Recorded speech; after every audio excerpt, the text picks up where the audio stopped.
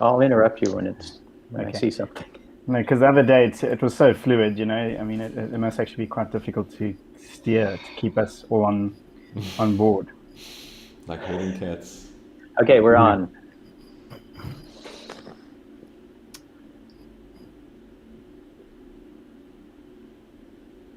Welcome, everybody who's joined us. It's 3:00, and it's great to have you with us today for this afternoon's Blended Learning Toolbox.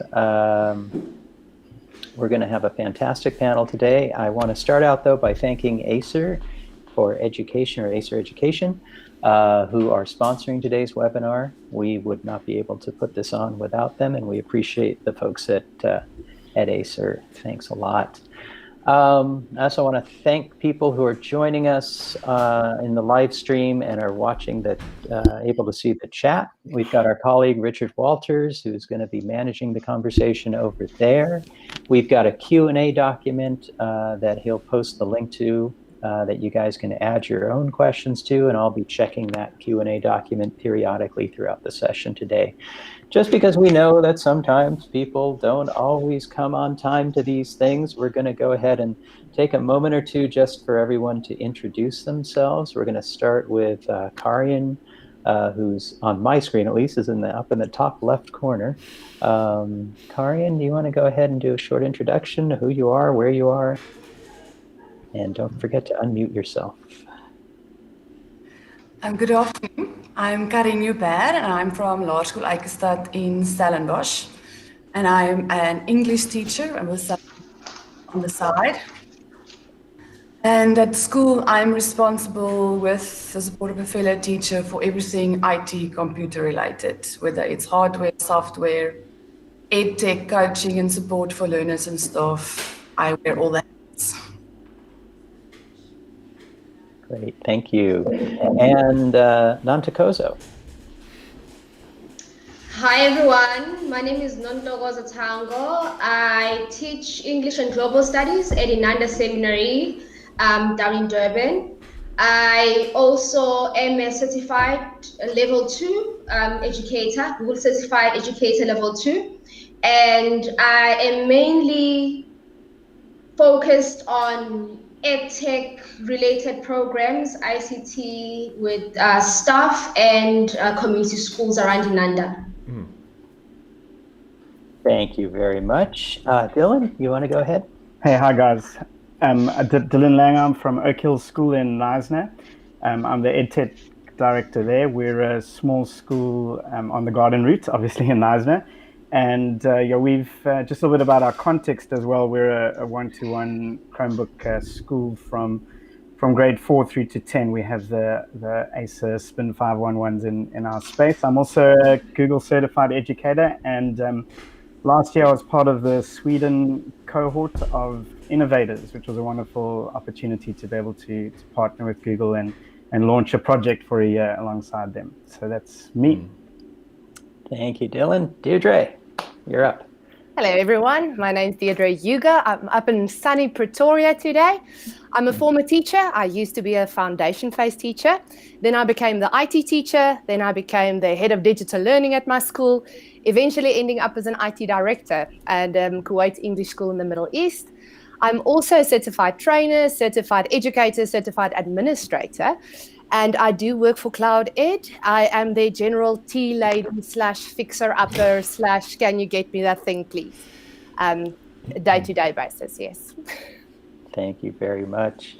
And we also have Mr. Alistair Payne with us today. I know you can't see him on the live stream, but he is actually in the room with us. Alistair, you want to do a quick introduction? Sure, absolutely. Deirdre is absolutely wrong. She's not the chief tea lady. She is the brains of the operation.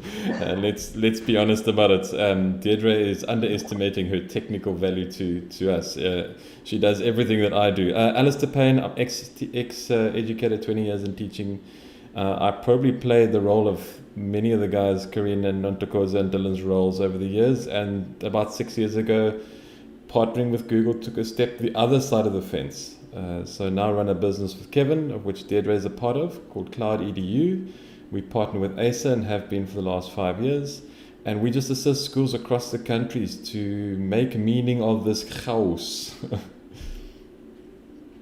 That's the end. Okay. Yes. I have a tendency to maybe go on occasionally. He just sort of stops, and then keeps me on my toes. And thank you guys for joining us today. I am your host. My name is Kevin. I'm the Director of Professional Development at Cloud Education Solutions, also a Google Certified Trainer, and along with Dylan, a Google Certified Innovator.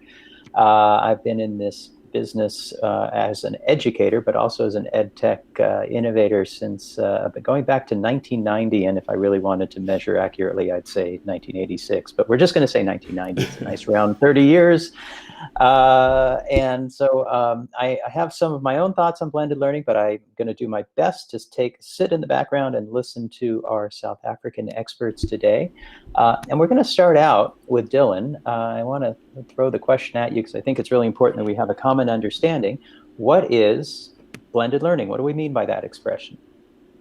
Yeah, thanks, Kev. I think I was thinking about it earlier today. It's sort of it's sort of a spectrum term, isn't it? But at a general swoop, it's basically teachers pulling in technology in some shape or form or media into their classroom and into their methodology or what's happening. So that's why I kind of mentioned I think it's a kind of a spectrum answer, because you could I have vivid memories of that. How excited we used to get when we saw that TV on the cart on a Friday afternoon and we were going to the media center. So I think back in the day, the guys were, bringing in that video and that time, using something to extend the learning a little bit or do something other than what you were usually able to achieve. And I think that's pretty much where the spectrum sits, is how are you using tech to achieve something that you couldn't do in a very traditional physical classroom?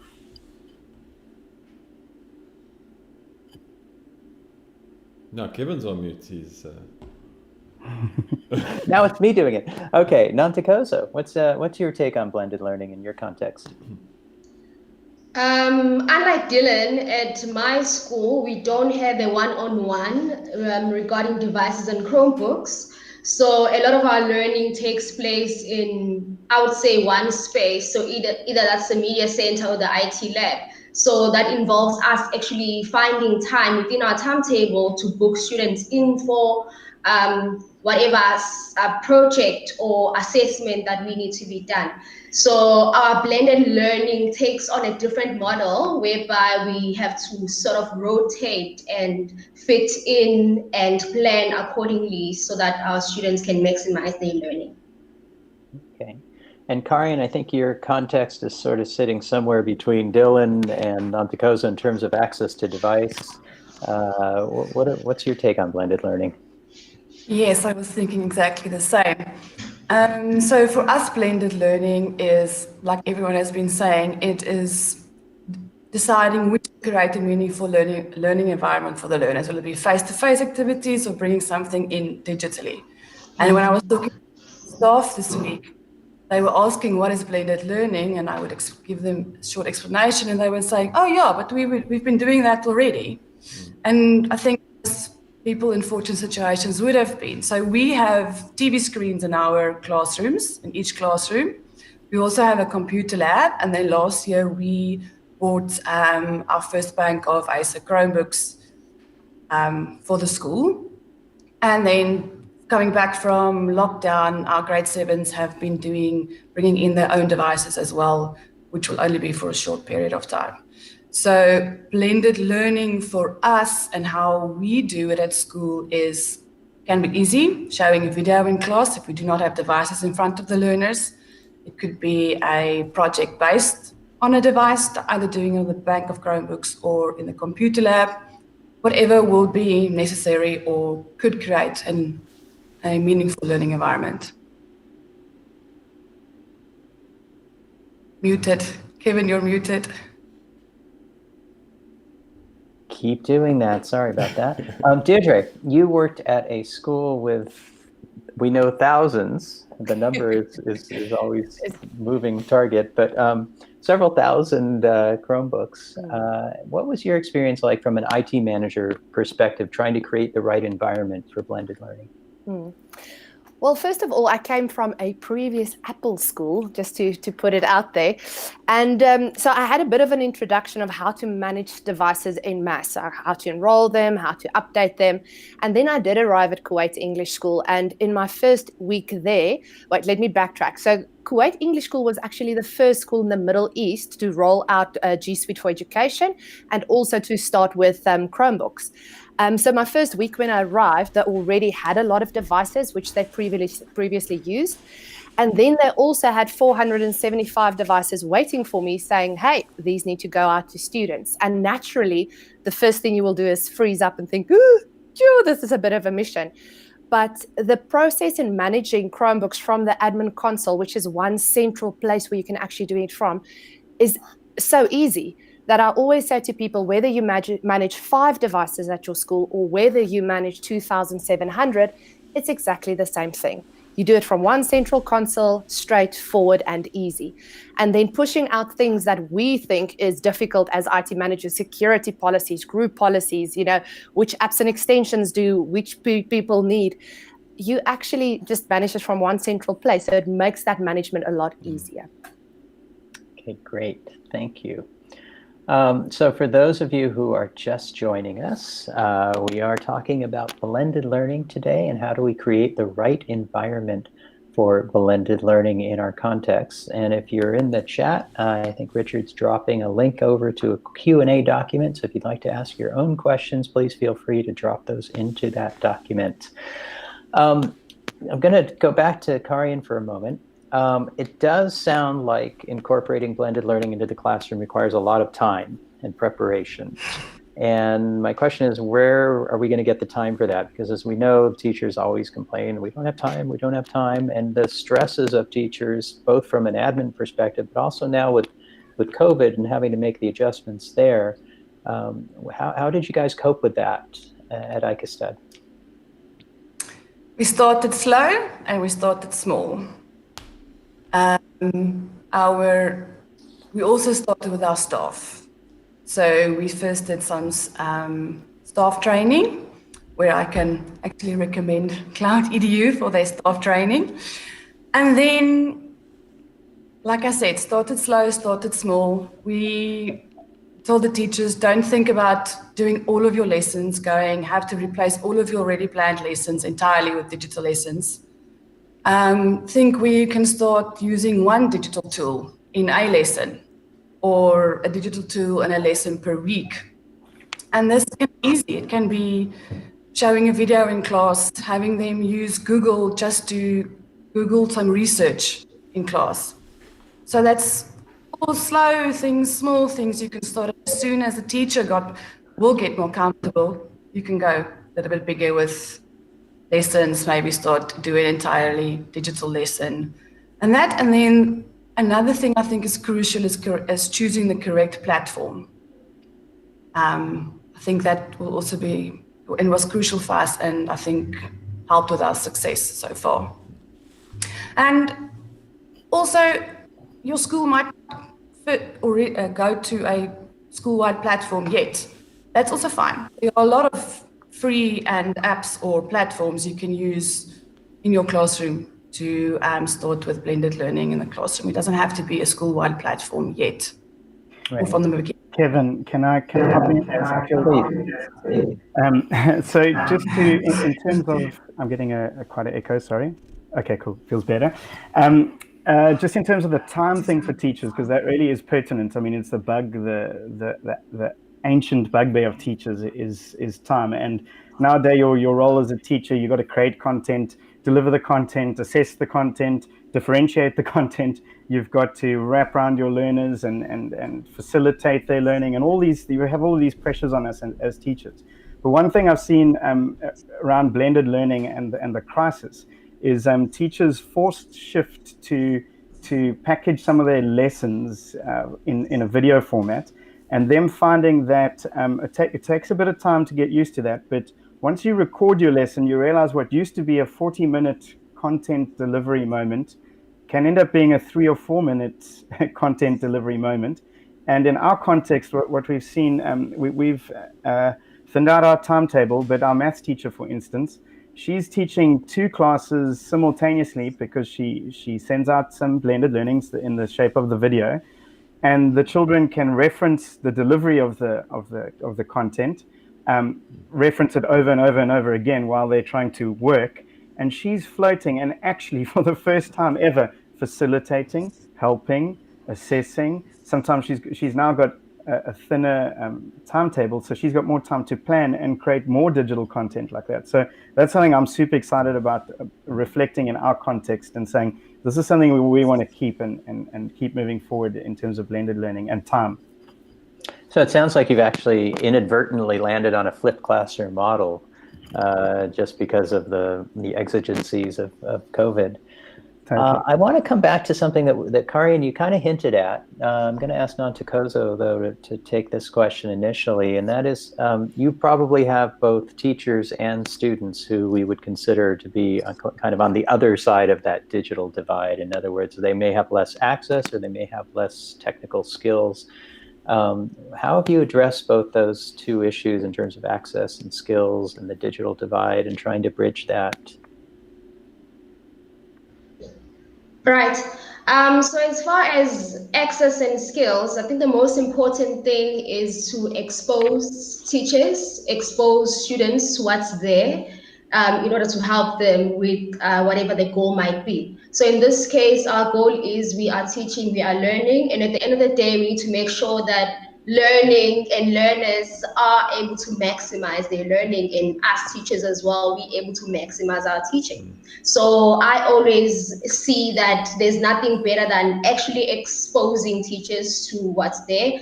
If they need assistance, be there to train teachers.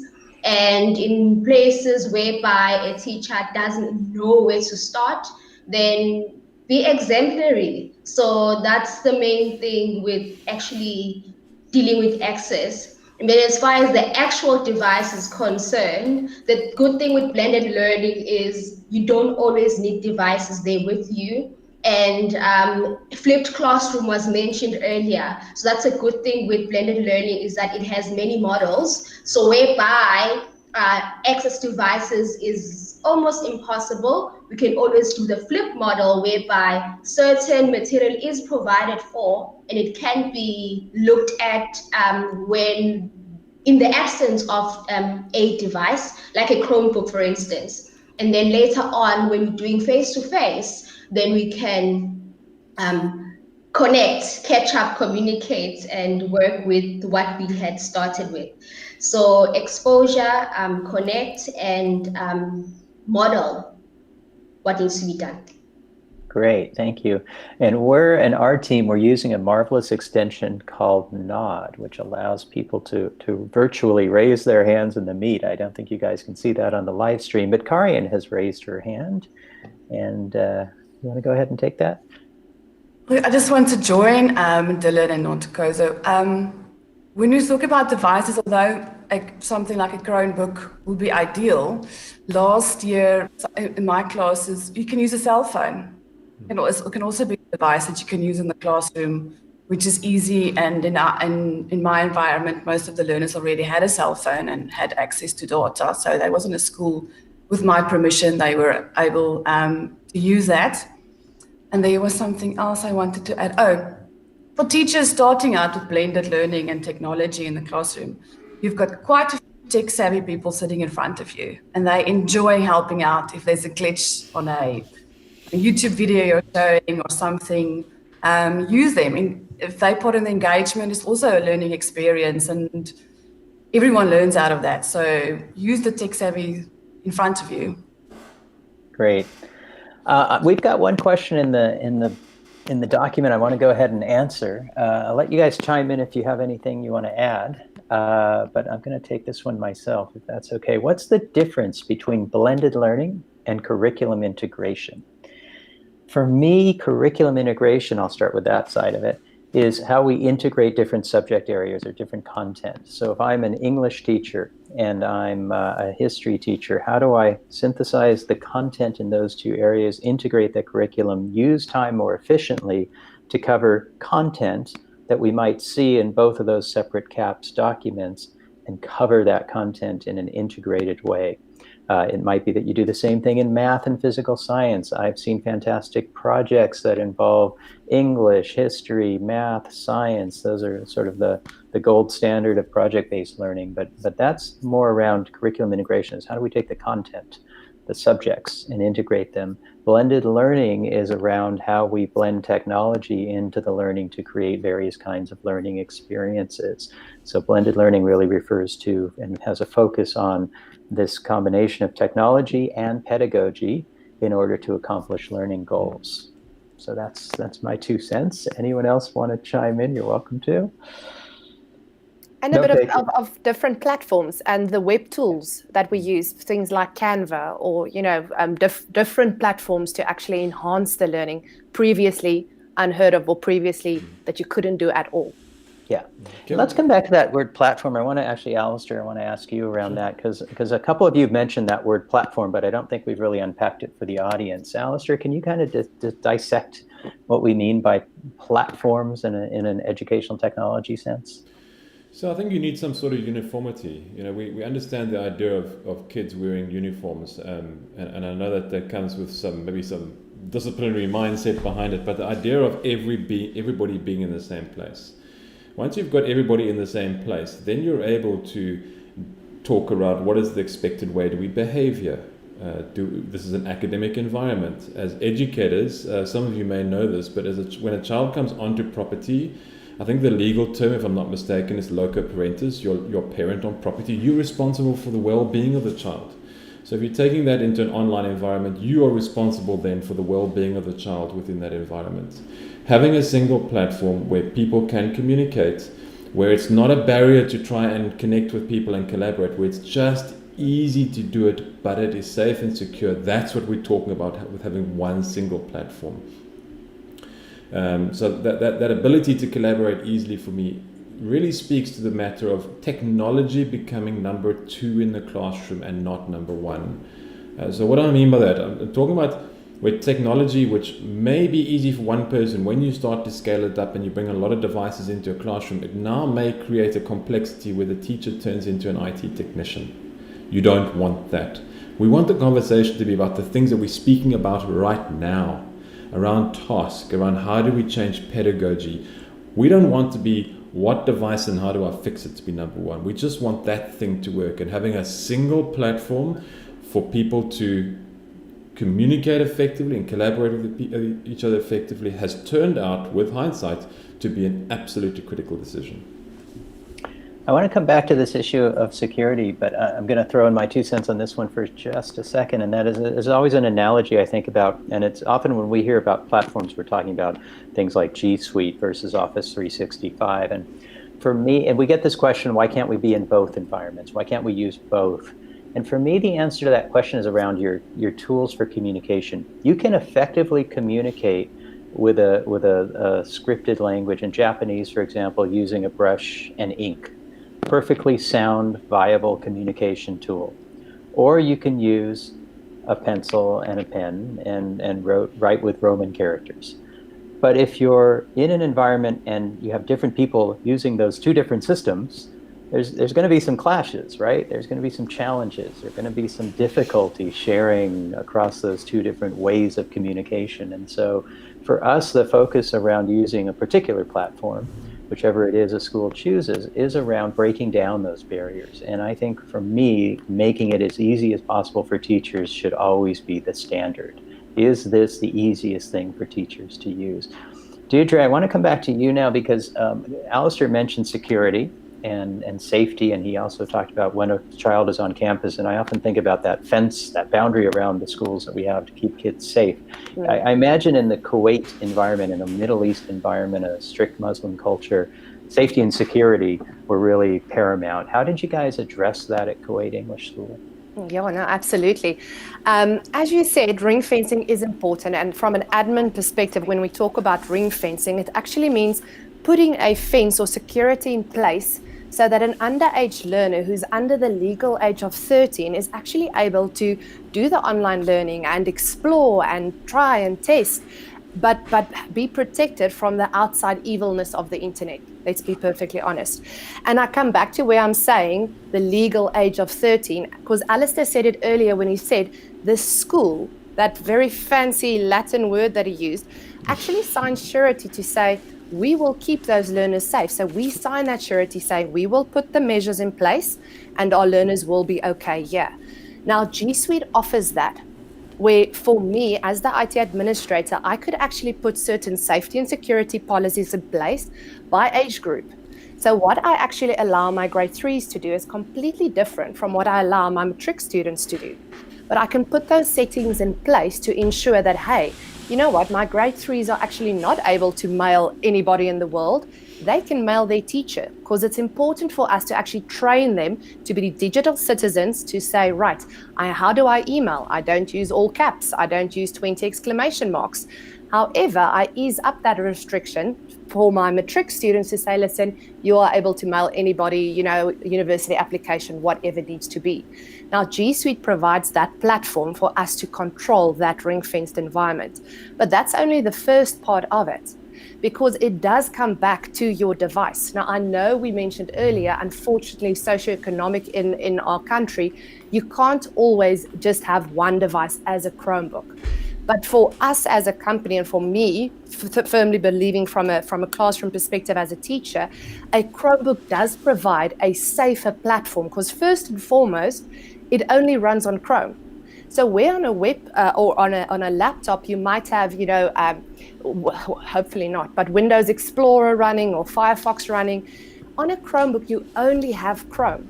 So you control what the student is allowed to search for, what emails they're allowed to send, all of that on the specific device. They can't install software, they can't install games. So that is a big plus. Second of all, when it comes to a Chromebook, it auto-updates itself. So I don't know if you're aware of this, but a Chromebook actually has 2 operating systems. So number one, the first is active. That's the one you're working on at the moment. And then you've got a second little one in the background, and it's just updating itself. So it receives actually all the security updates from Google, anything. And when it is ready to be updated, or when it is ready to restart, your Chromebook will reboot itself or restart itself. And lo and behold, you are all updated with the latest version of operating system, which means that dreaded window you normally get that says updating 3.5 hours remaining, you will never have that. So it's quick and easy to use in a classroom. Then also when it comes to safety and security and this environment that we're talking about for a Chromebook, Google Chrome, the Chromebook has got something called a verified boot. So as this operating system is now rebooting itself, it almost like looks at it little parts and it says, right, this is fine, this is Google legit. Ooh, this doesn't look so lacquer. And if it finds anything wrong, it actually won't reboot itself. So that Chromebook looks at itself and says, am I secure? Does it sound funny, Alistair? I couldn't have explained that better. I think I'm going to put that into my repertoire going forward. And then one thing that I find really handy is sandboxing. Now, this is a big one for schools. You actually don't need an antivirus when you use a Chromebook. And people go, ooh, especially in schools. So Chromebook's got something called sandboxing. So if you open your browser and you've got these little tabs open at the top, and I'm a tab user. I've got like 20 open at a time. If you actually go onto a website that's got malicious content or some virus or something, Chrome contains it to that one tab. It won't spread to the other tabs, it won't spread to your browser, and it won't spread to your hardware. The moment you close that down, it actually closes down with it. That's sandboxing. That's another reason why, for me, the ring fencing, it's safe. And then the last thing with the Chromebook is it's got something called data encryption. Now, it's got a little chip. It's called a Titan chip, which Google actually manufactures. And that chip actually encrypts the data on the Chromebook. So if another user actually uses the Chromebook, they can't go search through your files and check what you've got in downloads because it's encrypted. It's secure. And also, even if somebody breaks open that Chromebook and takes out the hardware, it won't be able to actually get your data. All right, so in terms of safety and security and ring fencing, the platform is very safe and secure, where on any other device, you're not able to control it like that. Now, Kevin, I'm going to ask a question. Do I have time to talk about the Chrome education upgrade, or do you want to come back to that at a later stage? I think we're going to come back to it at a later stage. You covered a lot right there. I want to do a little reality check now. I get excited. I can't I help know myself. you do. I did warn you, the brains of the operation. Huh? I want to come back to Dylan because he's sort of the IT manager in the room who can verify. Is Deirdre telling the truth at a real school level? Yeah, totally, Kevin. I mean, we've had first of all, IT manager. Let's just demystify that at the moment. I've had to spend my entire 4 years reminding teachers who knew me before I became lumped under this category of IT and technology and computers that I'm a teacher. And I think that says a lot in and of itself. So I also do manage our Google admin console and these safety and security features that Deirdre is talking about, but I'm just a teacher. But as we see with all tech nowadays, and that's what I'm trying to get across to teachers and to parents, is that it's designed for us, an end user. I'm just a user of tech, guys. These are normal workflows. I'm not teaching computers. I'm not teaching IT. What we're doing at our school is just a reflection of what's happening in the real world, and that's what we're always striving to achieve in our classrooms. Is going like, how is this relevant? How is this moment, this task, this assessment, this teaching moment? How is it relevant and real? A reflection of what's actually going on in the real world. But back to your question, closer. Yeah, the security, totally. We can manage, as Deirdre described, down to grade level, and we put all of those things in place. Something I was thinking about, and I'll sort of answer. If you're out there and you're hearing Google, and what's trending at the moment is that Social Dilemma Netflix documentary. And you might have concerns around data collection and what about advertising? Because we're on Google and our children going to be advertised to. So I'd like to say I was very not surprised, but happy that adopting a Google platform doesn't expose the children to adverts in any shape or form. Your agreement as a school with Google is that they are not advertised to, and Google as a company subscribes to the POPI Act, the protection of children's privacy online. So there is no data collection going on in the background. So I think that needs to be said up front as well, just in case there's any people there at the moment thinking, ooh, but there's conspiracy happening at the moment. We've got a kind of technical question. I'm going to throw this one at Nantagozo, who I know is about to panic because I used the word technical question, but I think you can take this one. How many users or accounts can be used on a single Chromebook? How many users or accounts can be used on a single device? How do you, because I know you've got different kids coming into the computer lab. Yeah. What does that look like? So we've got more than 100 students probably using the same device in one day. Okay, that could be an exaggeration, but but the moment you log in, it's your information that's there, and when you sign out, then your information is not there. So that means the next user won't have any access to your information. So you can sign in as many users as possible into the devices because everything is run on a cloud, you see. So I could give you my device right now, my Chrome device, and you can sign in using your Google account or your school account, and you could use it. So more than 100 people can use the same device, all run using the Google Cloud, obviously, and just sign in. Great, thanks. I saw a hand go up, Deirdre. Yes, so being the technical person, I was slow on adding the nod, so I don't have the nod, hence my hand. I want to echo, yes, what Nonkukoza said. She's right on top. So what she's talking about, we call ethereal mode. And what that means on a Chromebook is you can log in, and the moment you actually sign out of the Chromebook, all of your local data is removed. So the next person gets that clean, almost as if it's out of the box with all your Wi-Fi settings and stuff, but all sorted. So that's a choice you can have as a school to say, yes, because we've got 100 or 200 students that need to work on 5 devices. Or back at the ranch, if you do want to, you don't want it set up like that, you can actually say, you know what, I've got the same 6 kid who works on the same device. and then you can only sign them out. So their user credentials are remembered. And then we normally say to a school, listen, have about the 30 of the same students working on one device. So you are number one, you are number two. And the nice thing about that is it will remember their username and passwords. So when it comes to your littlest learners or your reception kids, they can actually do that self-directed learning where they grab a Chromebook, they log themselves in, their password from whatever it might be, mathematics or reading eggs, it's already saved. And your grade R learners, one of their cycles in the classroom that they're working on, can put in a pair of headsets and actually have that self-directed learning. So it really depends on how you set it up. But yes, it's got that possibility of 100 learners or certain learners on a device. Thank you.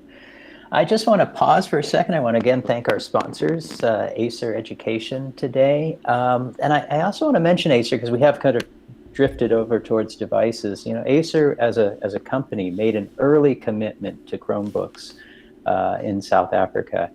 And I think we found, and those of you who are using Acer's devices at your schools have found that commitment's really made a difference in terms of how the device works and the support for that device.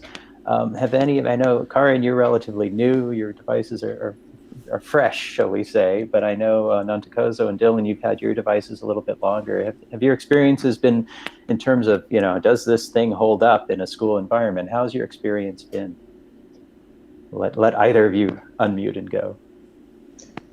All right, for us, the experience has been great. I mean, we're on our second, I don't know if I can call it a bunch of Chromebooks. Generation of Chromebooks, and we've been using them quite effectively. And we've had actually more and more staff and students utilizing them for learning, for teaching and learning. They're the best, and the ones that we have now, they're getting even better and better. So what we have right now compared to the ones that we got a couple of years ago has been, has greatly improved. Okay. Dylan, your experience? Yeah, totally. I think, so we've had our main fleet from grade 4 to 7 for the last 3 years. And a great test at the moment has been where we came back from full lockdown, and initially the teachers started going on a meet for those at home, and the children in the class were also on the same meet for a period until we figured out to do things a little bit better. So the students were on the Chromebooks for those full 3 to 4 hours of the day. And if you know anything about tech, you'll know that Google Meet, this video conferencing, really drains your battery life. And so I was quite surprised to see that the batteries were still getting to the end of that day. Here and there, they were struggling a little bit, but I mean, as I say, that's full use. And in terms of being robust, we over the 3 or 4 years we've had, it's been so funny. We've had more teachers, crack a screen or whatever than students. And our students, 9-10-year-olds, they take them home with them. They're in the bags. They go on the bus and to sport. And I'm actually looking at this one now. It's got antimicrobial Corning Gorilla Glass, which, and that's from 3 years back. But how appropriate at the moment. Yeah. It's got the screen that can sort out the virus, I suppose. What else can I say about them? We've had great support as well from Acer in terms of warranty and that kind of thing. I have a few cases where we sent 1 or 2 out of like a couple of 100 devices.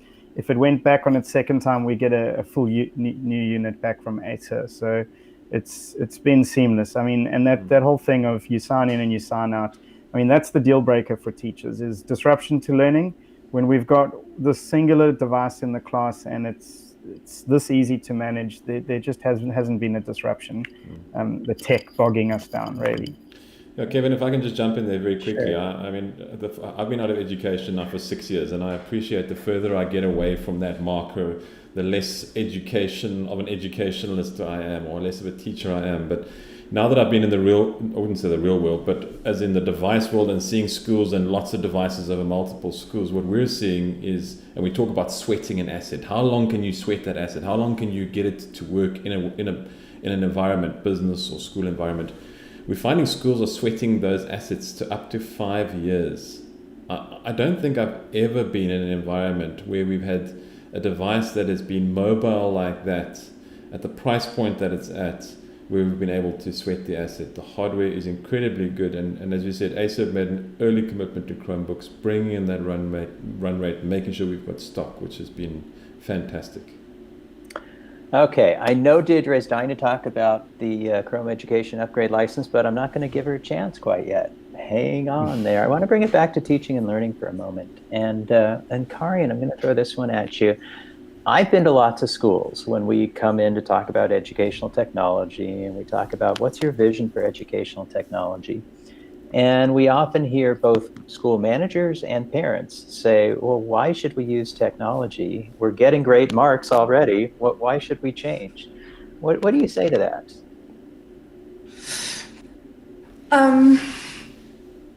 Yes, we are getting good marks, or without using technology.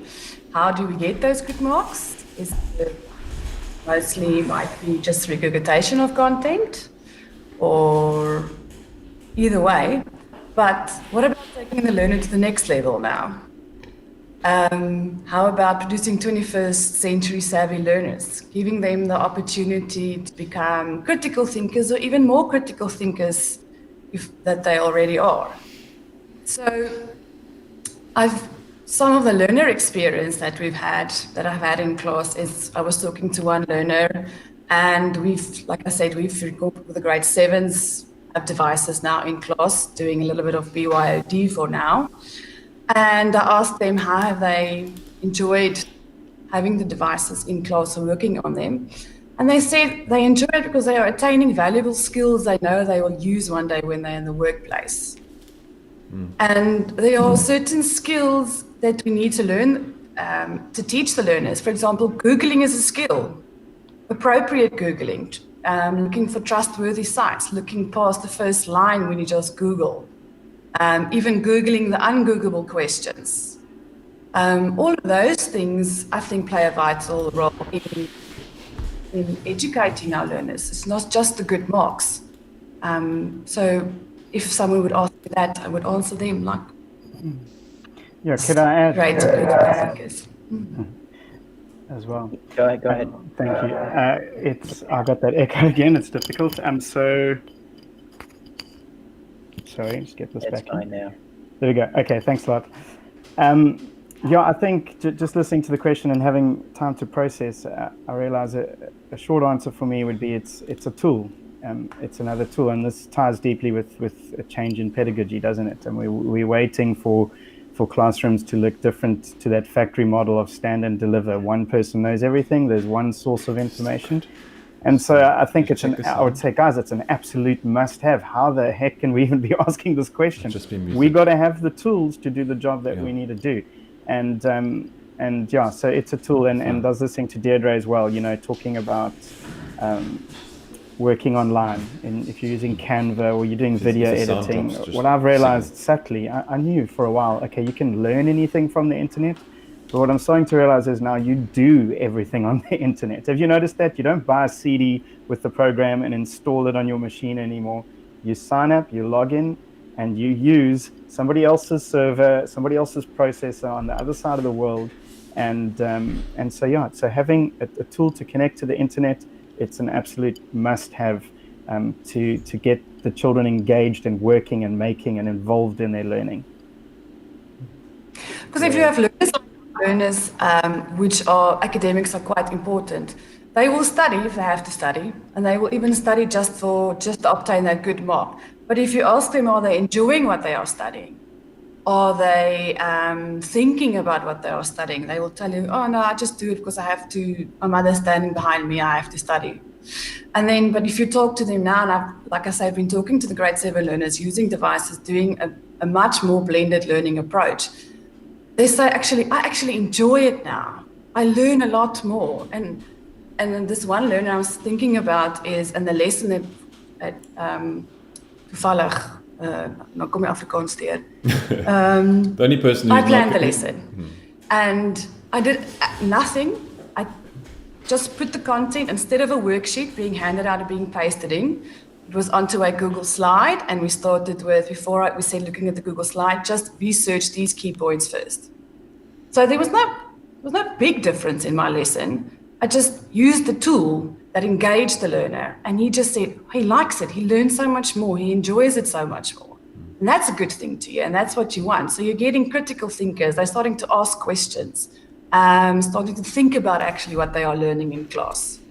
And that was just an absolute plus and aha moment. And I think, Corinne, as well, you said it earlier, but where they become the owners of their learning, and having that opportunity where you can say, right, how do you want to do it? You choose. So Yes. as Dylan said earlier, that was one of the benefits of blended learning is you step back. It's not us anymore. Us as the teacher, we need to know anything. We are the clown that stands at the front and, gives the instruction. When you give them the opportunity, say, you are the owner, you are responsible, what would you like to use? Or which platform would you like to use? It sometimes surprises us. At some point, I did an amazing project with my grade 3s. And I said to them, right, you can choose how you are going to present it. And at the end of the day, we still had students doing it with pen and paper on a poster. We had kids using a desktop. We had kids using an iPad. But what came from it, where I could have now said, this needs to happen and you need to do it on a PowerPoint. But when they took that responsibility to say, I'm the architect of my learning, I'm the owner of this, it went much deeper. And then, as you said, now we are dealing with a digital citizen who's saying, right, how do you operate in this world we are living in, and how are you going to cope in the future? And that is imperative, not just book and paper and am I getting an A+ regurgitating the information. We surveyed our grade 8 and 9 students, and it was an absolute pain point for them that came through. We said, what's been your experience of being back at school? And they said, yeah, great, but can the teachers teach less? It's actually, and it was like they had got together and planned this, but it came through time and time again. I shared it with our management team saying, please, can you keep the content, the instruction short, 4 to 5 minutes. After that, we actually want to work. We actually want to get involved. And it's like the crisis kind of woke them up to that, going like, gee, we're wasting a hell of a lot of time at school. You can actually teach us this lesson in 4 minutes. And then we can work, and after school we can do what we want to do. So yeah, it's been very interesting to see that come from them. Another student experience. Sorry, Kevin. Sorry, I want to come back to Nantakoza for a second, because you guys were talking about student choice, and she and I have been working on another webinar. I might drop that link into the chat as a cross-marketing activity today, because we've got a webinar tomorrow. But Nantakoza, can you describe that project that I saw a little part of, where you've given students those 4 choices, because I think that's a really nice example of being able to, for a teacher to take the advantages of the technology and provide student choice. All right, so here's my thing. I don't know why we should be limiting learning to marks, firstly. And also what I've learned through project-based learning and also through blended learning is the more choices you provide for students, then the better and more effective they are. And also, we're not learning for now, we're not learning for yesterday, we're learning for the future, right? So that's why it's even more important to provide choices for students so that they take ownership of the learning. And the more ownership they take into their learning, then the better they become, right? So the project that we're working on at the moment is basically we are looking at literature and revamping certain aspects of that literature and doing something which other people call app smashing or app integration. So using different apps to create something relating to that particular project. So be it transferring a certain element of poetry into a video or collage, or picturing a certain short story as a certain movie, and having a student actually create their own videos or soundtracks of what it would be like if it had to be in another form. So we're thinking future, we're thinking creation, we're thinking collaboration, and we're thinking where are we going with this learning? Where are we going with this content that we are giving our students? So that's the thing. working forward and not limiting anything, any teaching, any learning to marks. So good thing with blended learning is it provides students with more choice, provides them with opportunity, and also good thing with the one that I'm currently working on is if a student comes to me and say, hey Ma, I've actually found a better app, then I'm like, sure, show me the app. Let's see what you've done with the app. And they will be able to share with the class. And in that way, not only are the students learning, but I'm also learning with them. So that's a good thing with blending learning, provides an opportunity for a success for both parties, myself and the student. Great, thank you. Karin, you wanted to add something a moment ago, and then I've got another question from our viewers. I actually can't remember what I wanted to add. Okay. I'll go for the question. If I remember, I'll pop in. And really, this is for any of the educators. I think it's a great question. How do you ensure that students remain on task when they're working online? I think a lot of teachers were asking that question during the lockdown, and they were still trying to continue their teaching. But especially when there are no restrictions on access, how do you ensure that students remain on task when they're working online? Anyone? Okay. So what I normally do is before I even go into greater detail with tasks is we need to have a goal. We need to make sure that our objectives are clear. Where are we going with the particular task that we're dealing with? And once that is set, assign the task, but have dates, scaffolded dates on like when is a certain aspect of the task needed and when should you expect feedback from me and what should you do with that particular feedback. So in that way, students are kept on track and also they're engaged and they know that at this particular point, they're expecting feedback from me as the teacher, and they know that at that particular point, I am expecting something from them. So it keeps the engagement going. Unlike us just dumping the project to the student and then saying it's due next week, when there is no communication or collaboration or connection between that time period. Great, Karin. Then we'll go to Dylan. We're asking keeping on task in a specific. Well, when kids are online. So, and I think about it both if you have kids online in your classroom, but even I think it's a bigger challenge. What do you do to make sure kids are on task when they're at home? You work on a shared Google Doc so I can see whether or not they're working or not. One thing that I was thinking of. The other thing that popped into my mind was if your lesson is engaging enough, I don't think you'll have the problem with them going off task, but that's more in a setup in a classroom itself, only for a period or something. And then I agree with Nontokozo about setting scaffolding dates, which is also, it teaches them time management. You know, by this date, you need to have at least this done. And by the next date, you need to have the next phase of the assignment done. And having class discussions, checking in where are they with the assignments, where are they not. We did an assignment this term with the grade sixes, which went on over a few weeks, where the explanation happened in class, and then they had to do the assignment at home on their devices. And they would just think if you keep them engaged and dates, yeah, you will. I don't think that's a big problem. I don't experience a big problem. You haven't heard those complaints. Yeah. I always, Dylan, I'll come to you in a second. What I always find is that making sure that there's a good challenge in the classroom is really important. And I think that a lot of teachers underestimate what their kids can actually do. And when you challenge kids, they tend to rise to the level, to the bar that you set. And that kind of challenge, that sort of engagement, as you guys mentioned, helps keep kids from drifting off. I mean, if I can be distracted by 5,000 YouTube videos, yeah, I can be distracted by 5,000 YouTube videos. But if my teacher offers me something that's going to distract me, that's going to stimulate me mentally, I'm not going to go watch those YouTube videos. I'm going to try to address the challenge. And I think that's something that we need to think about in terms of how we design our instruction. Dylan? Yeah, I think I've realized, am I on? Yes. Yeah.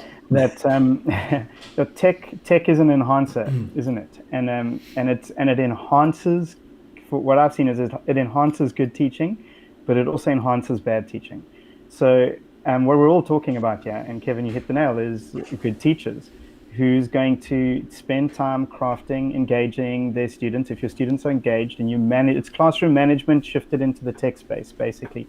But it is very real, and so this question is very real, because the adults on this webinar and in the room struggle with this as well. At work, we can frame that same question for work. So I think it also puts an extra layer of responsibility on us with our citizenship. We've got to talk about this. We've got to engage the students on this level. Talk about YouTube spiraling and that kind of thing. Two practicals. What's already been mentioned is just your planning, and something I'd like to see even going even right up to grade 8, 9, 10 level is teachers on a research task, for instance, actually giving the students the 3 or 4 sources they want to work with, and focus rather on the skills of working with the sources than just saying go and research the internet on such and such a topic, because that's when we're gonna lose them.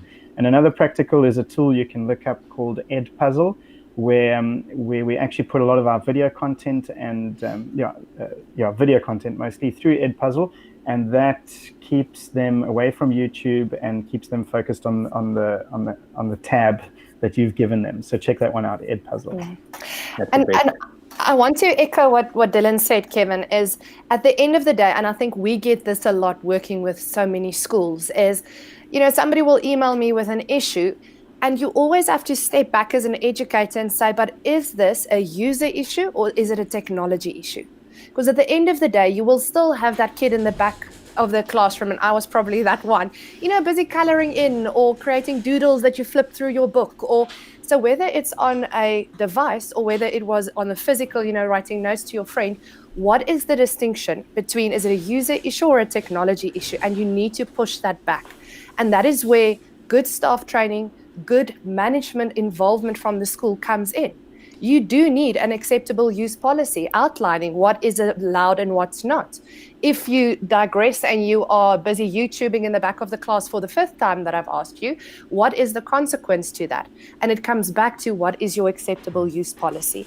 So it is that fine line. Unfortunately, it's the part we don't want to think of because it sounds very like archaic, or what do you call it? Okay. But you do have to have that distinction to say, yes, we can explore, we can do this, but is it a tech issue? And then also Dylan did mention something like Edpuzzle, where yes, you can control it. There's platforms out there, and if you do feel like your school is at that point where you say, you know what, we do want the ability to lock a student in, to say, you know what, we only want you to browse these 2 certain pages. There's software that you can buy. If you do want to go. Mobile Guardian, for instance, they've got a feature where they call it focused browsing, and the teacher decides beforehand, listen, during this lesson, I'm going to use this page, and this page. And she pushes it out to the student. And on all 30 or 40 Chromebooks in the classroom, those are the only pages that the children are allowed to, or the students are allowed to browse. So there's ways and means. I do agree that it is a bit of, yes, you need a good strategic lesson. It is a bit of a user versus tech issue. And then also there's software that's your last resort, and if you can afford it. Thank you. Karian raised your hand. I think another thing could be for the reason why the learner is off task. We all have different learning styles and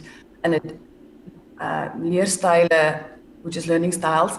And the device or technology can be an excellent tool to keep more learners, if that is the reason they're off task, it's not their specific learning style or the one that they enjoy. It can be a great tool to accommodate many more learning styles in a same amount of time than it is just you as being the teacher and also going to your personal learning style, which mine is visual, but the device or technology can be an excellent tool for that as well in the classroom. Yeah, and I think I want to, and not that I'm going to ask you what learning styles is in isiZulu in a moment, but I think what I like about this idea of student choice is it offers students of different learning styles to take the path that they feel is best for them. And I think we sort of talk about student choice as this attainable goal is really cool thing. It helps make it more engaging, but it also really helps them to learn because they're also selecting the path that they choose. Now, Takozo, I am curious now. How do you say learning styles in isiZulu?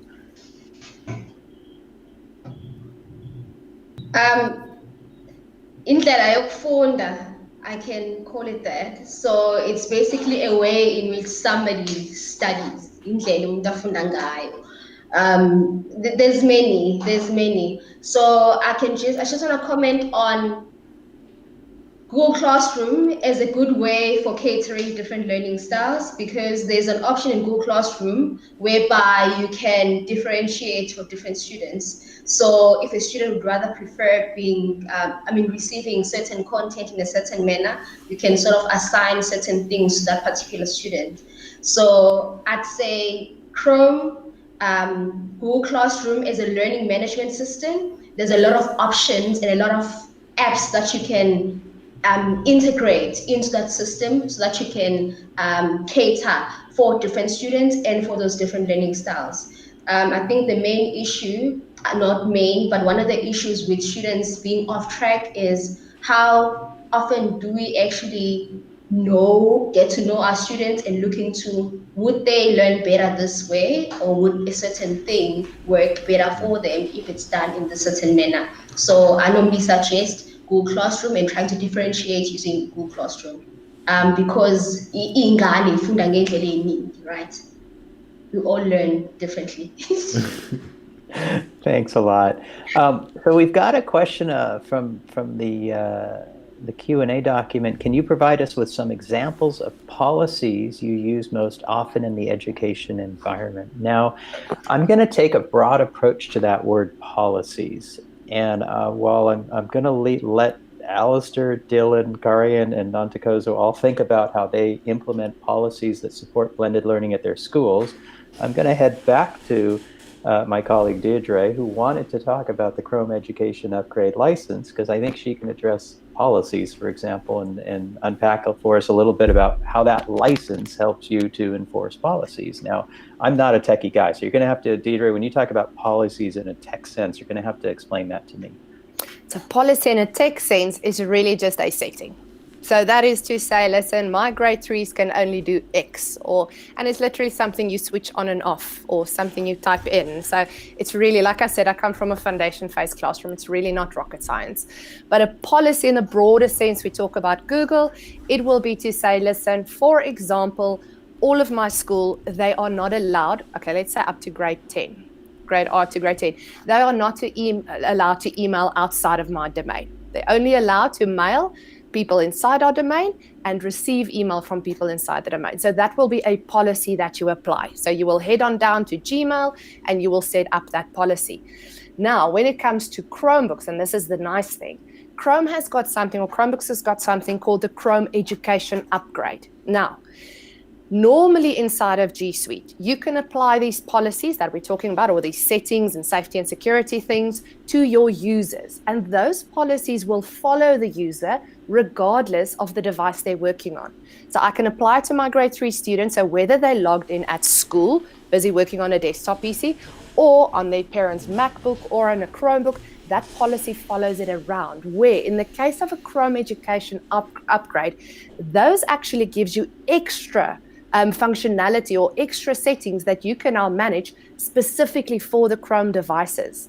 Now, this Chrome Education Upgrade is a license. It's a once-off fee that you pay, and it kind of sits on top of the Chromebook, and it manages the Chromebook from the admin console. Now, a good example of this is, for example, if the Chromebook is lost or stolen. You, as the administrator, can then just type in the serial number of that Chromebook, or even the user. If it's a grade 4 child, you can type in the email address, and you can then lock that device, meaning the device literally becomes like a brick.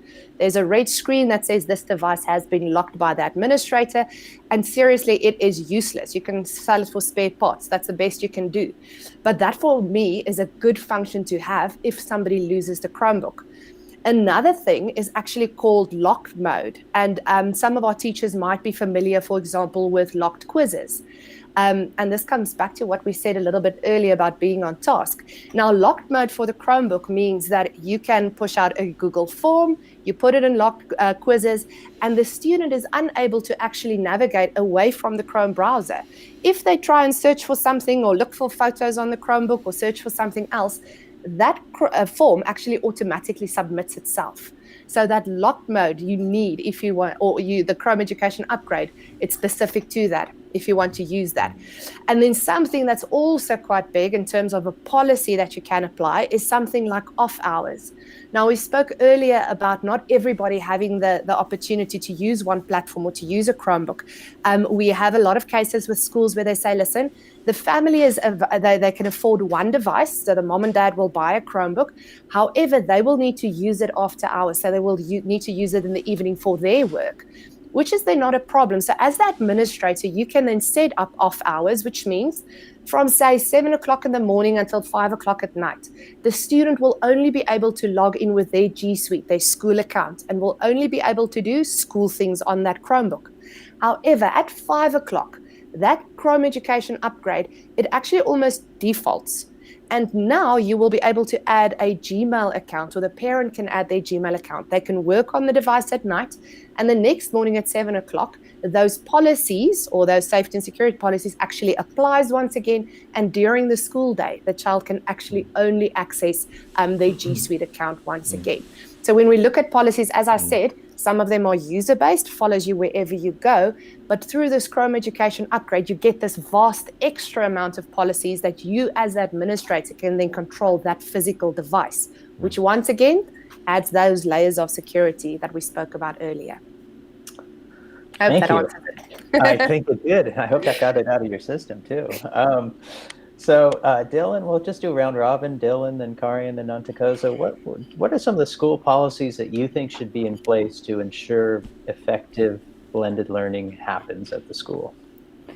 Yeah, I think perhaps a weakness in our context. I am actually pushing often for more policy in terms of our teaching and learning, but I think we're getting there.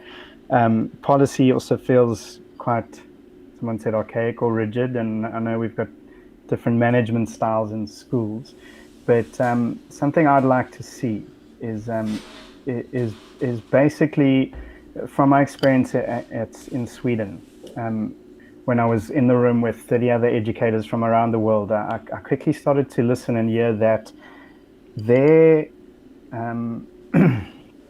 policy or the lens they were looking through towards blended learning or 21st century learning was exactly that.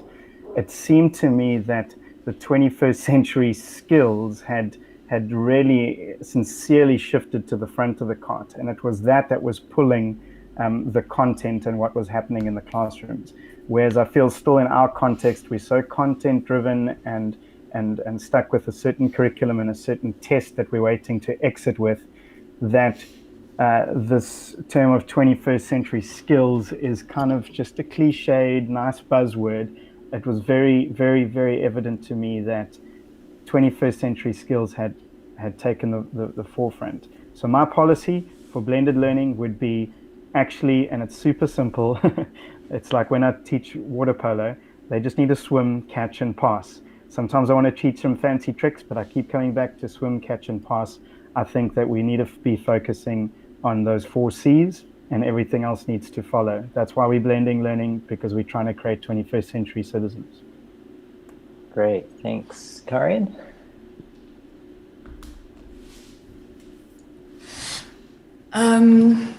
First, practically, policy with Google settings is I just disable it, and if they can't do it, and that's the policy. They can't add an extension, and then they ask, why can't they add an extension? I'm just like, I've disabled it, you cannot do it. So that's practically, and it's easy with Google or the admin console, you just disabled it. Policy-wise, with that we will set up, or are busy setting up or thinking of, will be an acceptable use policy. What's accepted and what's not accepted, which ties in digital citizenship, which will probably tie in with our school values that we promote everywhere, and then it'll differ for staff members, educators, and learners. And then we will have, we're relatively new compared to Dylan and Nontokozo with all of this. But acceptable use, and then just the digital learning edtech plan and vision, VC and MISI for our school, I think will be the basics. Having your, like the Deirdre said, settings correct, acceptable use policy, and then what do we want to do with this and where are we going?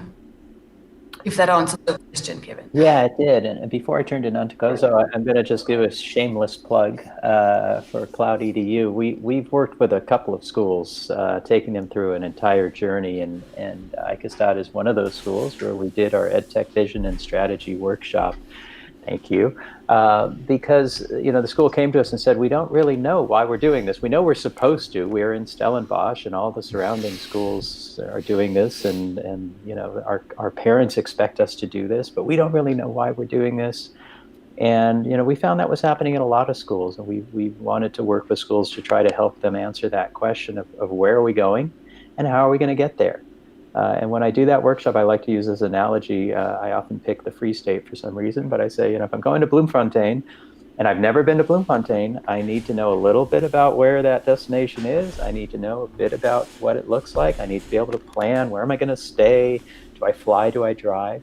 And I think a lot of times schools go down this educational technology pathway without really giving some thought to where they want to end up.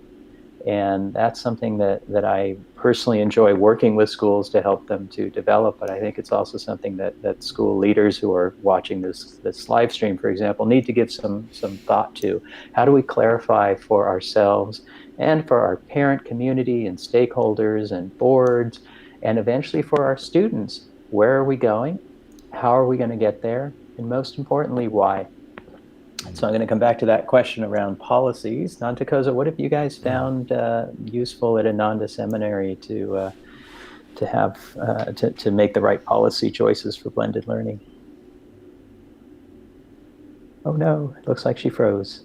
Well, she's unfrozen. Can I add something, Kevin? Yes, you can. And it's got nothing techie to do. No, I just want to add to what you just said.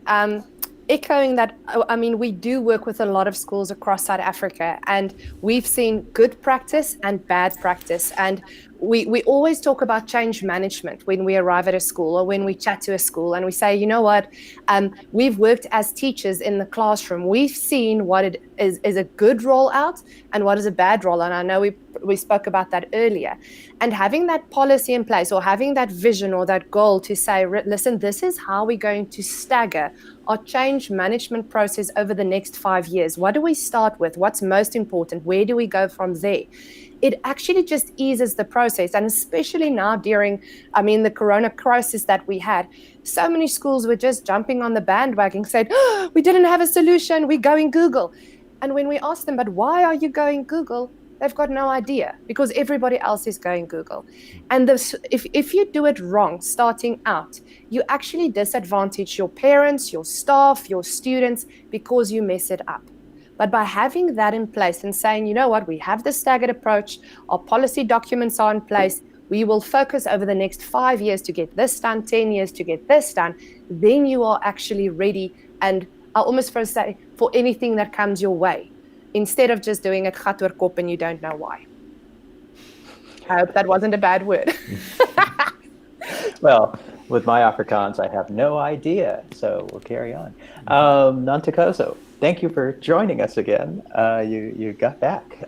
So policies, what's the question? Sorry about that. No worries. Inanda has a plan, 3-year plan, which includes tech, which includes language, literacy, and also includes sustainable development goals. So the most important thing has been highlighted, and the main thing is where are we going and why are we going that route.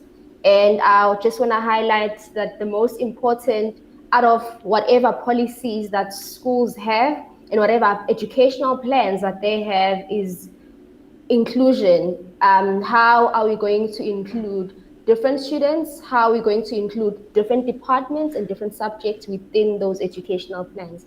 So the clearer they are and the better communicated and the better focused and future oriented they are, then the better for everyone. Great, thank you. So I've got a question from the chat. I'm going to hand off to all three of the school-based guests today. But before I do, I'll ask the question. I'm going to throw in my 2 cents. So the question is from Numfondo, how do you keep up? We're constantly being thrown new ways to engage almost every day now. Any advice? Also, what's really worked for you in your own teaching and learning experience when blending all these apps, software, Google Chrome, Zoom, etc.? I get a sense of panic from that question and a sense of feeling of overwhelmingness. And I'm a member, as I know a couple of you guys are, of this EdTech Leaders chat group.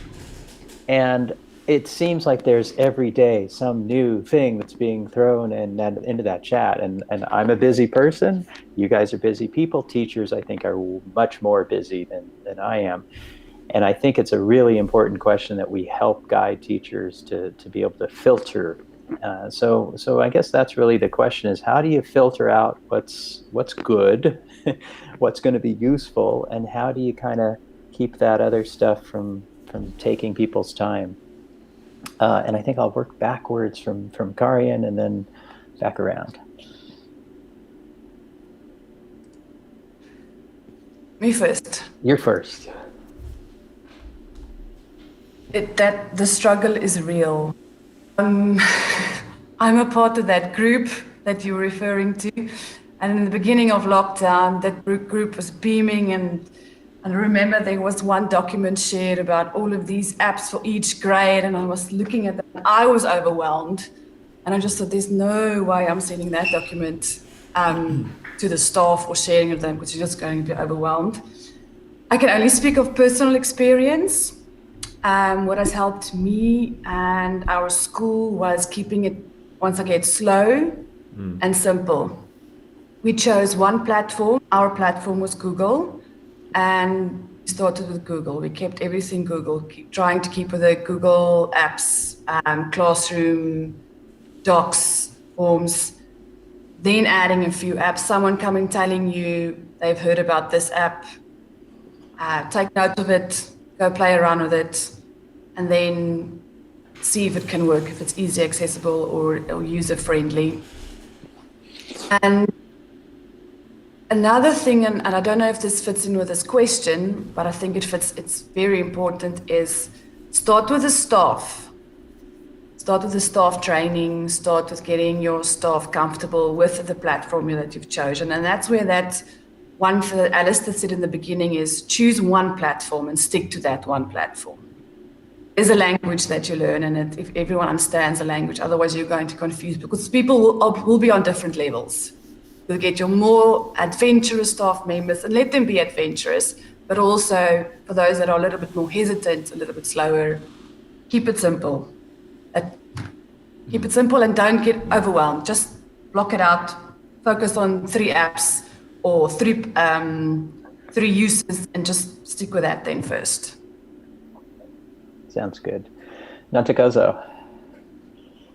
Yes, echoing what Karine has just said, sticking to a certain number of apps is really helpful. But before you even go to apps, you need to decide, what do you want with the apps? So what do you want the apps to contribute to your teaching and learning? What do you want them to do for you as a teacher? What do you want them to do for the students? So what I normally look at is the tasks that we have to do, the curriculum.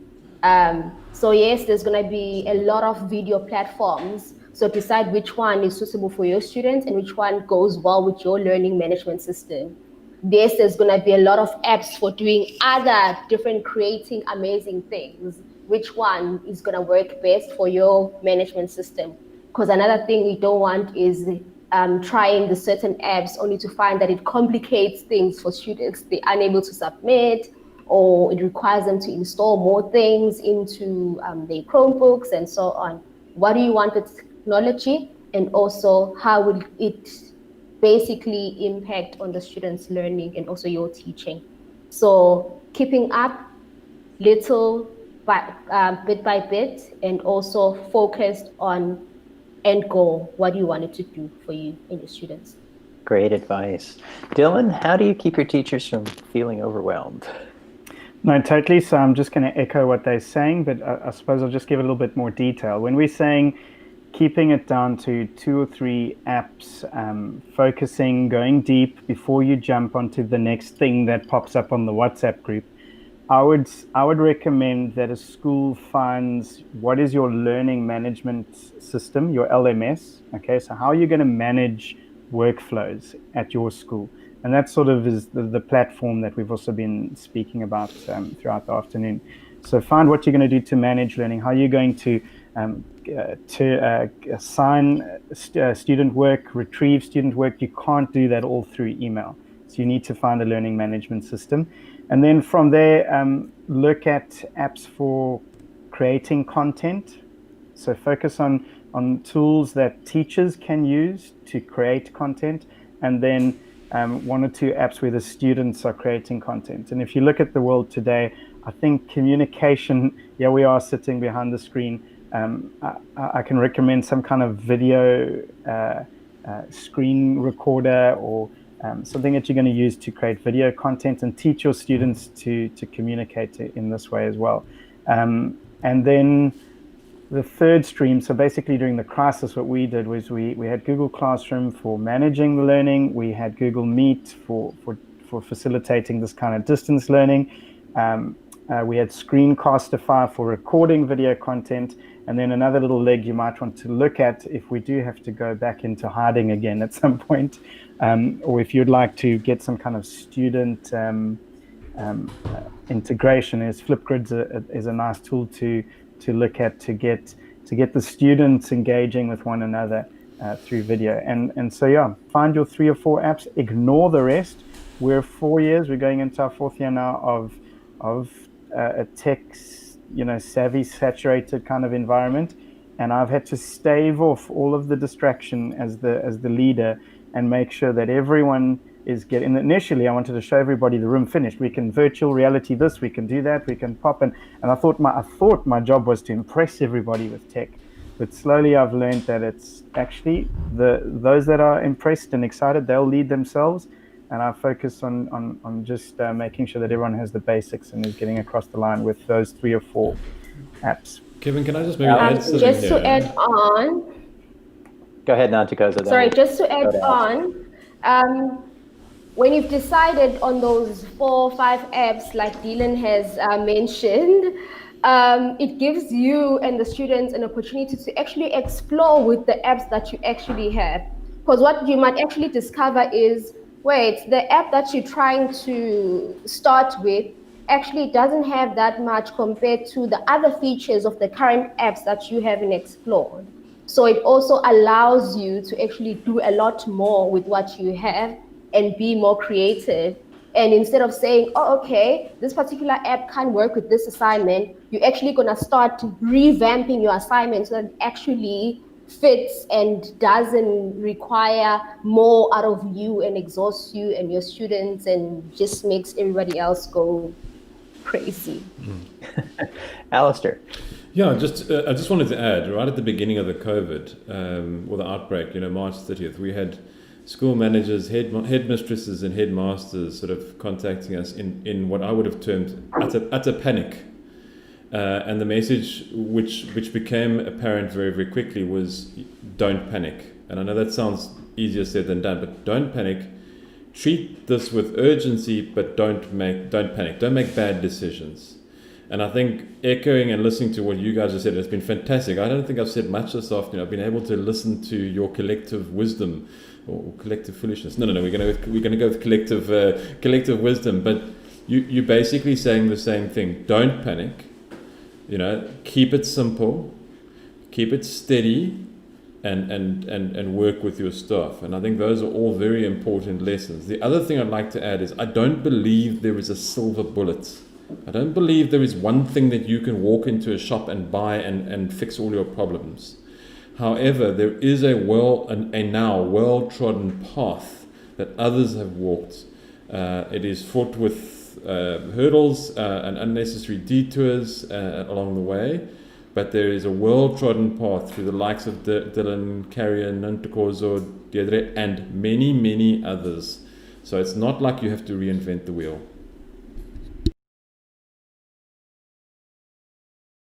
I was saying you're on mute, but I'm also on mute. Final 5 minutes. They love it when I do that. And I do want to make sure we address a couple of questions that are in the Q&A. But before we get to those questions, I'm going to plant the final question is going to be, we're going to do a 30-second round robin of all of our panelists today. And in a few minutes, I'm going to ask you to give a single piece of wisdom that you'd like to leave everyone with today. So I'll give you a few seconds to think about that while I take a look at these questions. We've got 2 questions. One I'm going to go ahead and answer right off the bat, and the other one I'll turn it over to our panelists to address. The question we've got is there any training for teachers who are not familiar with Chrome? And I'm going to add to that, not familiar with Chrome and maybe G Suite. And Cloud Education Solutions offers that training. That's part of what we do as Director of Professional Development. That's the area that I head up. But we have some fantastic trainers. Deirdre and Dylan are both trainers in our company. But it is really important to also look at who in your school can provide you with that professional development, because we know that peer-to-peer learning, whether it's students or teachers, is really one of the most effective ways. So find out at your school who's keen around technology and look to them to provide that kind of leadership. The other question I'd like to ask Nontokozo, this comes from Sitimbele. Online learning has proven to be effective in blended learning.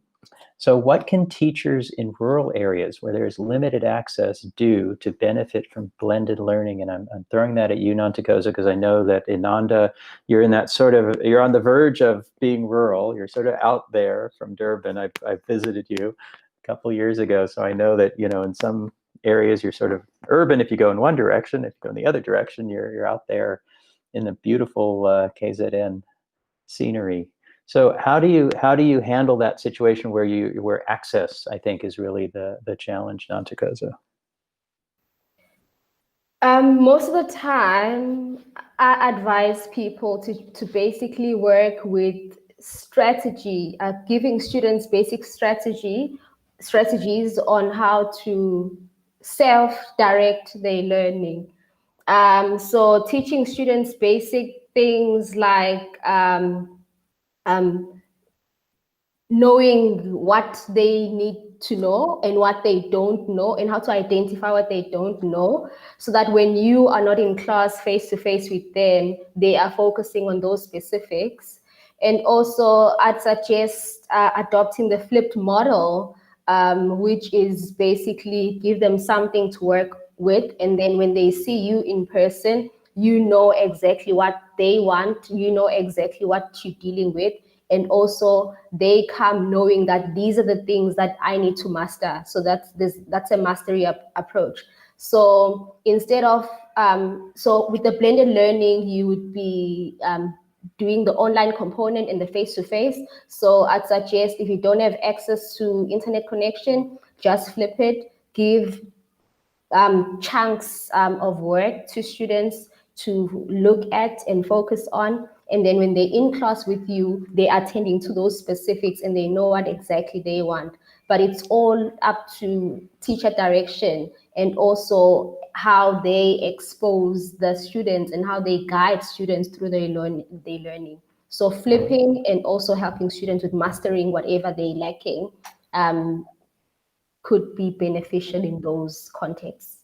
Thanks. I saw Deirdre had her hand up. I did, because I just want to add, especially in rural areas where we do struggle with connectivity, make sure you've got a platform that actually accommodates offline learning. So for instance, if you do have something like a Chromebook or G Suite, it does accommodate the fact that you can have offline docs. So when you have the connectivity, you say, right, you open that documentation, we're ready, you retrieved it in Google Classroom. But when you go home where you might not have that connectivity, you are still able to work on the document because your platform actually works offline. And that is imperative, especially in our country, and if we deal with the demographics we deal with. So the next time that the child actually, or the student arrives at school or wherever it is that they do have connectivity, it simply syncs itself. And the child can submit their assignment or whatever it needs to be. So make sure your platform actually caters for that offline accessibility. Great. And go ahead. Just to make an example, the situation in my school is totally different. So even though students do have access to Chromebooks at school, home is a totally different issue. So just adding on to what Deirdre has said. So for example, platforms like WhatsApp and SMS and use of PDFs, they're very important in places whereby students do not necessarily have online access, because if they have a cell phone, then you'd have to download certain things for them and send to them via things like WhatsApp, and whereby students do not have even a cell phone, then something like an agenda way before students leave the classroom is very important. So they would know, while I am offline, while I don't have access, this is what my peers are doing, and this is what my teacher is expecting of me. So my guidance from my teacher is I must go over this and go over that, ask certain questions that I'm curious about, so that when I get to class, I am assisted. So I think basically teaching students those certain strategies to deal with their different contexts is quite useful in places whereby connectivity is an issue, device accessibility is an issue. Thank you, Nantakoso. All right, we're going to do our quick round robin. What would you tell teachers for successful blended learning? You get one sentence because we're actually over time a little bit. We're going to start with the invisible Mr. Payne. You were muted. You weren't unmuted. You just muted yourself. You're still muted. Here he comes. How about that? Is that slightly better? There you go. Maybe just from my side, I wanted to make one comment on that limited connectivity side of things. And that's really just to say, again, Deirdre pointed at it, pick a platform which is light on its feet, and a company that's committed to lowering that cost of connectivity. And Google are doing that. They're landing a cable at the end of next year that's sort of 20 times bigger than everything else out there. There's a commitment there. Acer, again, just mentioning them, their commitment to making it seamless around the technology in the country has just been fantastic. So, yeah. Okay, thank you, Alistair. Dylan. I'd say, I'm not sure that I caught the blended learning bit, so maybe it's just wisdom, Okay. not directly related, but it is. I've noticed if you, in my switch from becoming a teacher and having to take this more technological leadership role, is that if you're struggling with something or you're imagining something, you're definitely not the first to experience that. And the answer's out there. It already exists. There's no original thought, and just get Googling. And no, it sounds like a cliche, but you will find what you need. So that's pretty much it. And be brave as well. I mean, I'm finding myself now in coding and robotics and leading in coding and robotics, and I have had no education of the sort in that, but it's available. If you're willing to learn and you're willing to find a platform and connect up, you can develop and keep changing your role. Great, thank you. Karian. Personally, for a teacher, I would say start slow, start small, and as Dylan said, experiment. Just play around, see what works, see what doesn't work. For a school-wide approach, my sentence would be professional development. Start with the teachers. Give them time to get comfortable and continuous support. It makes everyone comfortable, willing to try more, willing to fail, willing to try again. So yeah, that's my few sentences. Great summary. Nantagoza. I'd say for you as a teacher, stay open-minded, and for the student, expose them to opportunities of learning and also get them to solve situations. I mean, we're doing sustainable development goals. And for the school and other teachers, I would say they to model that expected behavior that goes with whatever policy. So management plays a big role there, and certain influential teachers within organizations play huge roles as well. Great, thank you. And Deirdre. It's 3 quick points. But number 1, make sure it's always about the teaching and learning, not about the technology. Number 2, take it slow, take it slow, take it slow. And number 3, promotion time, but partner with somebody who knows what they're doing. People who are passionate about education, people who have walked the walk, talk the talk, and know what they're doing. And I will leave it at that. Great. Listen, I thought I was going to add something with all these gray hairs. I'd speak from experience, but my younger colleagues have really said it all. So I want to thank all of you for your time today. I really appreciate the panelists, the viewers who have joined us. Thank you for dedicating your time. The fact that you've sat in and watched us today shows us how committed you are to education and how much you're committed to making the world a better place through technology and through education. And I want to again thank our sponsors, Acer Education. We couldn't have done this without you. And I think a lot of our colleagues on the panel feel the same way about the devices that you provide. So thank you very much. And with that, I think we'll just say goodbye. Everyone have a great afternoon, and thanks for watching today. Thank you, everyone.